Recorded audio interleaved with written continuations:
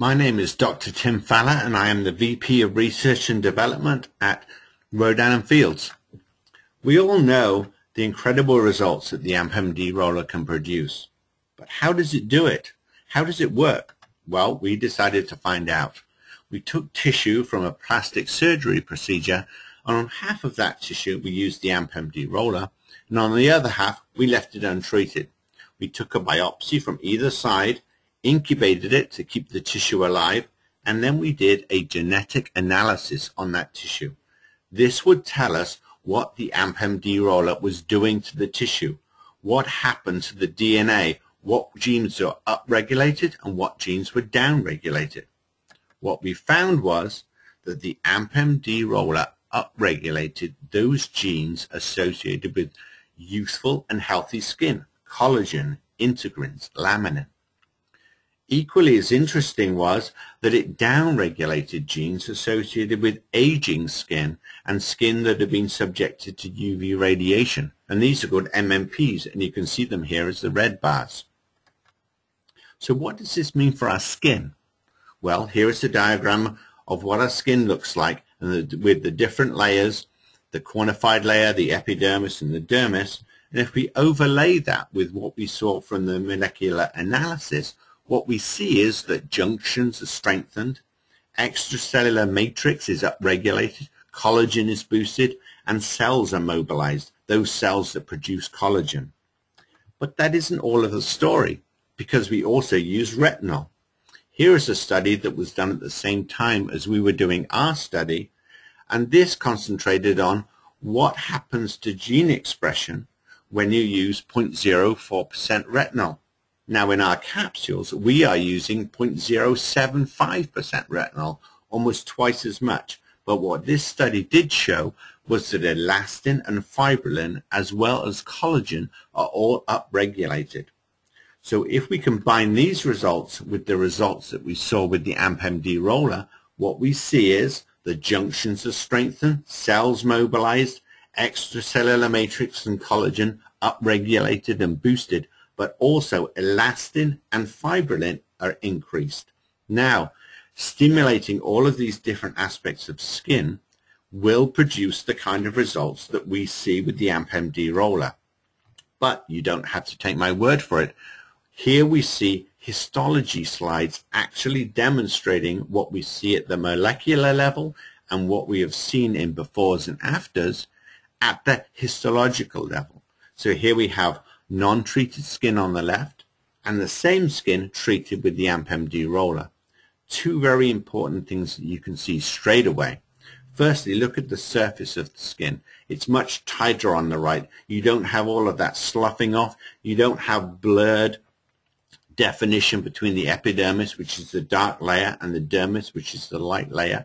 Everything is tighter, much better defined on the right-hand side. Very characteristic of young skin. Now remember, these are from the same person. On the right-hand side, you can also see these fingers of dermis that are going up into the epidermis. These are called dermal papillae.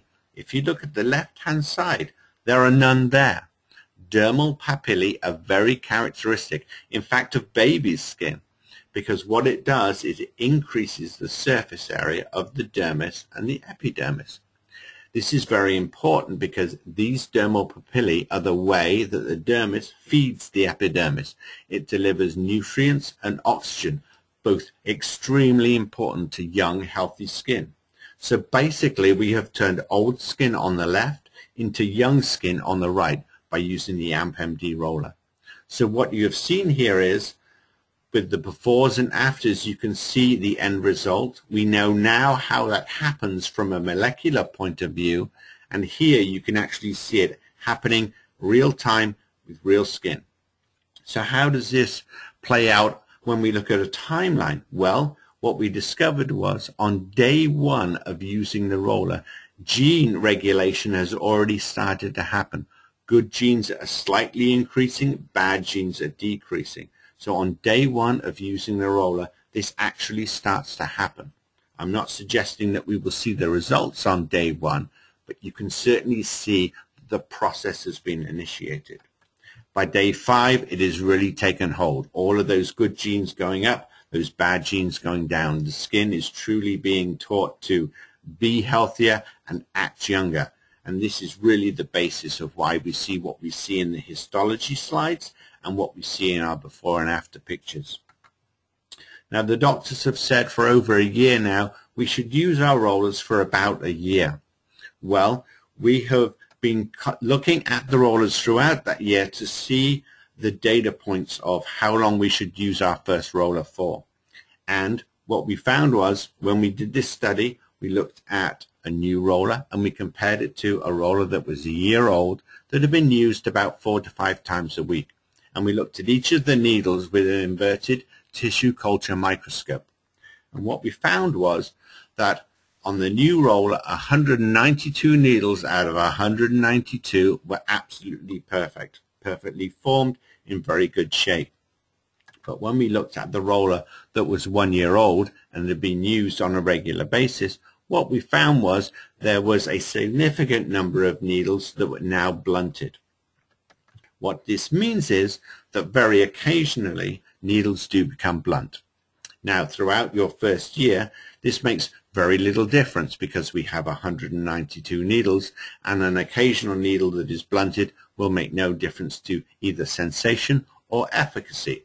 However, after a year, the numbers of these blunted needles begin to accumulate, and after that year, we may see a decrease in efficacy and sensation.